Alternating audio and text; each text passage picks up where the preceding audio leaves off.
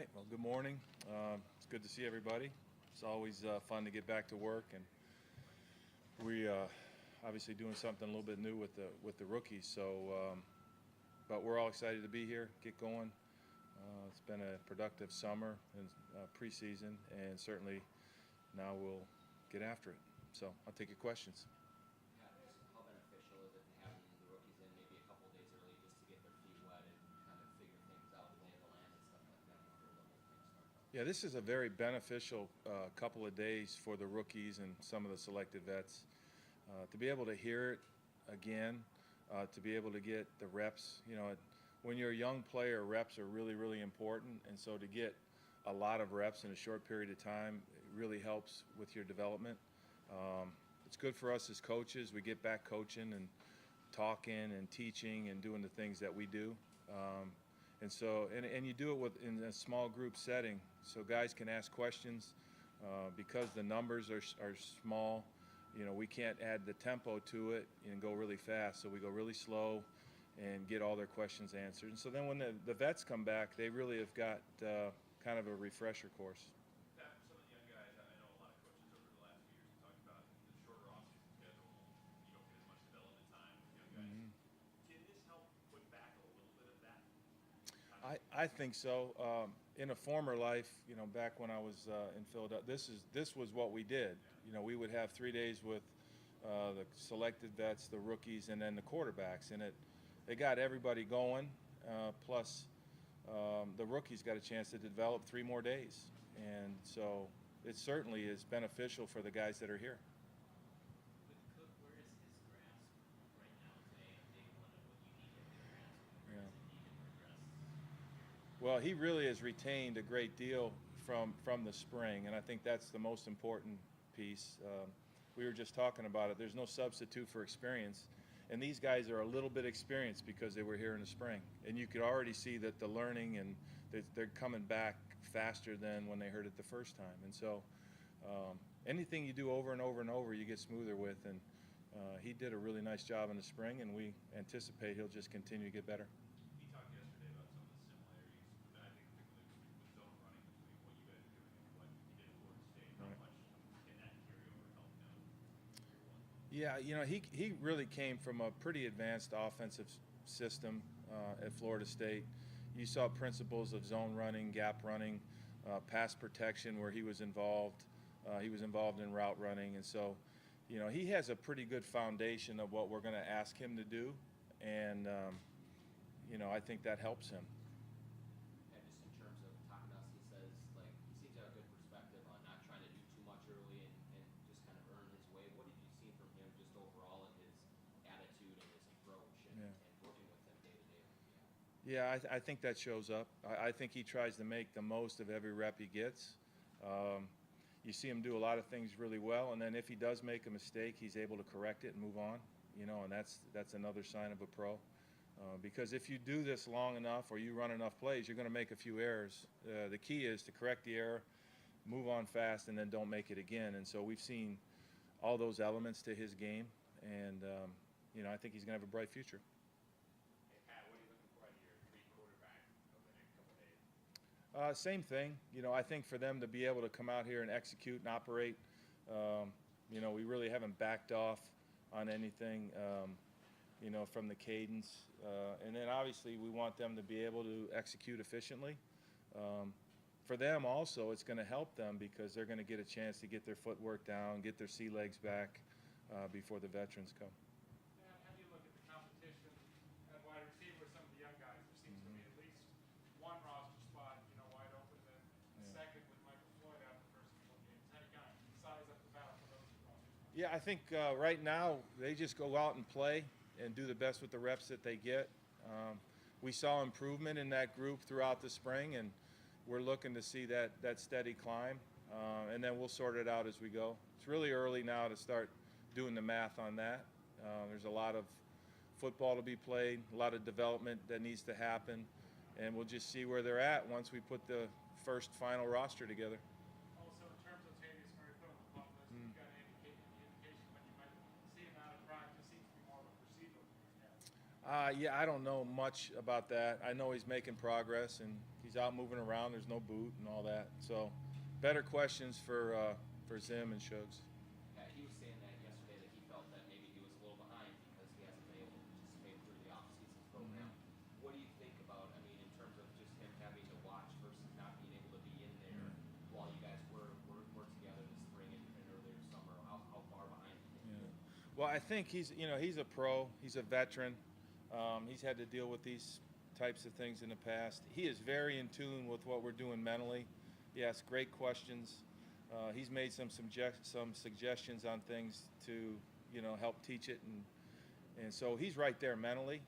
For him, it's just going to be a matter of getting his body back, in and around the ankle, and get out there and playing. Get used to his ankle and his body again. What have you liked since you've seen Case Keenum since the spring? And Yeah. what does it say, him coming in with such a great attitude, as much as like that? Yeah, I think he's done a really good job for us in terms of he's a pro, he's a veteran. He's been through this more than once, and you can see the way he operates out there that he's got a veteran level to his game, from cadence to making sure guys are lined up right to calling the play. It's pretty obvious that he's played the game a long time. How has CJ Ham transitioning into that role with a fullback? Yeah. Well, he's a running back for us, so we're going to try to use him in that fullback role at times. He's a good enough runner where you could hand him the ball in a one-back setting. So, again, for a fullback, a lot like linemen and guys that play on the line of scrimmage, the physical nature of training camp will help kind of sort out where this goes. But we're very pleased with what he's done to this point, and we feel like he's set himself up to have a good camp.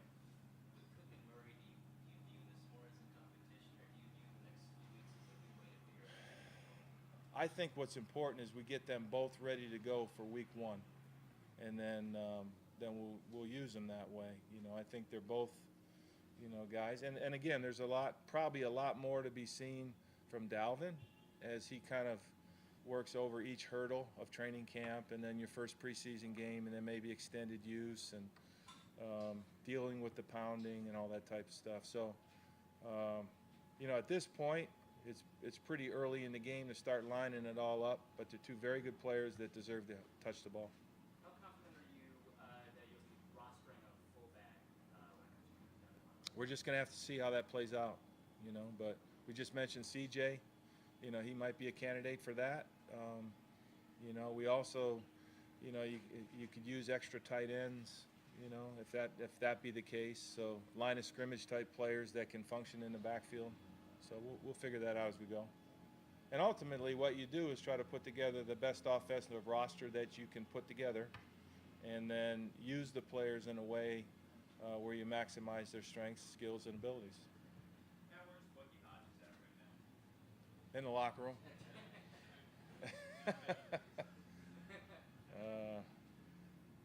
That one went in there pretty easy. Yeah, he's getting better. Again, it's hard to see. He really improved a lot through the spring. We'll see here how it sunk in his time away. He actually, we've only had one walkthrough, so it's hard. That's probably a little bit better question for the end of the week. But we feel good about his foundation starting training camp. For you personally, having the keys to the car right at the start of training camp rather than take over mid-season, do you just feel more Well, against it? I think we spent a lot of time in the spring deciding what we wanted the offense to look like from the foundation, from the roots. And we as coaches really spent a lot of time together, what we're going to call things, what we're going to do. And so there's more of a comfort there because we're sort of all on the same page and we sort of all feel like what our direction's going to be. But it's a matter of going out and doing it and trying to find out exactly who the final offensive players will be as you go through training camp. What do you like about Isaac Crickey? What keeps him around here? Well, he's a good football player. He's fast. He can uncover. He's done a good job of making plays. Especially in the practice settings. And so, you know, we like him as a football player, and I think that's what shows up and he'll even do more when the pads are on. You know, when you add the physical nature to it that you don't typically see during the spring. We were just telling the wideouts, you know, you're going to get bump and run now when you can't, you know, you can't face that in the spring. So those are the things, and those are the areas of the game where Isaac will show up. How was Oakland handled the transition to a pro style offense? He's done a good job. You know, he's learning every day. I'd like to say he makes less mistakes every day, and he does more things better. And I think that's what you're looking for. Rookies, sort of really good players that are rookies, develop quickly, and we've seen that from him. Couple last ones for Pat. Pat, what do you think Stacy Coley can bring to the table once he gets healthy? Well, as you mentioned, the last part of your question, he's got to get healthy, and once he does, he's a quick twitch guy, very productive player in college, and you know, for the short time we saw him, we really liked what we saw in the spring. So for him, it's going to be the challenge to get healthy and you know, get himself in the right type of condition where he can go out there and compete when we call on him. And so, you know, he's like a lot of rookies. You know, he's just got to kind of keep getting better every day. I know, Pat, you weren't here 2 years ago, but can some of these younger receivers who were late draft picks or maybe free agents kind of look at the Stephon Diggs example? Sure. 2 years ago, you know, they didn't play for the first 4 games. Kind of semi came out of nowhere. Look at it now. Well, that's a good question and a good answer, right? Okay, well, you're over. No, seriously. Yeah, I think we brought these players here because we thought they were good football players. And you've seen guys have success throughout the draft, you know, depending on where they've been picked. So, yeah, I mean, we're looking for these guys. If they're on the roster, we're looking for them to compete. And their challenge is to make our team. That's their challenge. And unfortunately, if they don't make our team, develop well enough where they can make somebody else's team, you know. And so that's when you ultimately do the math. So the young players have got to just try to keep getting better every single day, make our team or be good enough to make someone else's. With Pat outlined, how difficult is it from the center position being a rookie, just kind of, first of all, learning the offense and the line calls to make, but then also trying to diagnose defenses? Well, it's doubly difficult unless, you know, if as compared to playing a position where somebody directs you. But he's done a good job with it. He's a smart player. He's done it in the past. And all indications are that he's learning at the right pace to be a really good player. Working your two-back system, C.J. Ham has been getting a lot of looks at fullback. What do you see in him that would make him a good candidate if you go to that two-back system and make him starting fullback? Yeah, I think he's a physical guy. He can catch the ball well. He knows who to block in pass protection, and so he's got those traits. And then, you know, in the rare situation where you might hand him the ball, he's got some running skills. So those are the things that he brings to the table. Did he play fullback a little bit at Augustana too? You'd have to ask him that.